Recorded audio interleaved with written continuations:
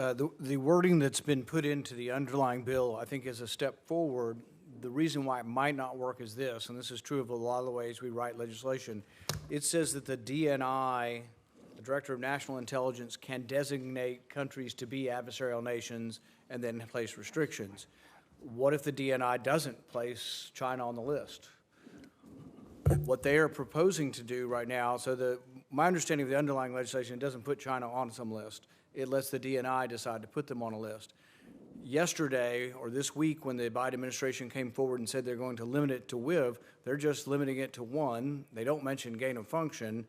And so I think it's really a very, very small step forward and the potential that this goes on. I also wanted to add one point to what Senator Marshall said. For years and years, it has sounded very benign to identify viruses. So the Global Virome Project is to identify viruses.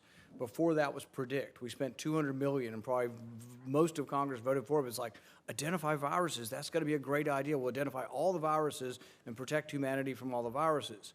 But there's two big problems with identifying all the viruses. Some of the viruses are maybe never going to interact with a human.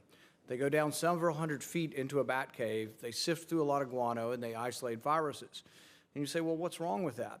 Well, they're going into a very isolated area where man rarely goes, and they've checked the antibodies of the people who live around there, and very few of them have any antibodies to this at all. So these viruses aren't getting out of the cave. You're taking the virus out of the cave, and then you're taking it to a place like Wuhan of 15 million people.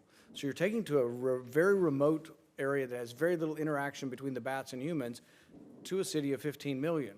So you're introducing a potentially dangerous virus into a big metropolitan area. You know, people have talked about how the subway system, you're 3 stops away from Paris in Wuhan. You get on the subway system a couple hundred yards from the Wuhan Institute, you take 2 stops and you're at the airport, and boom, you're in Paris the next time. One other quick point on this. So it's not only the identification and taking it to a metropolitan area that's a problem. The second thing is, part of identification is they take the virus to the lab and they say, well, we've identified it, but what if we take part of this virus, the S protein, and stick it on another virus that we know, the old SARS, and let's see what happens. Now you've created a brand new virus. So included in the money we say is going to identification is actually money going to gain of function research. So I don't think the bill goes nearly far enough, and if people really are serious about doing something about the 1 million people who died, we need to vote for this amendment. Mr. Chairman,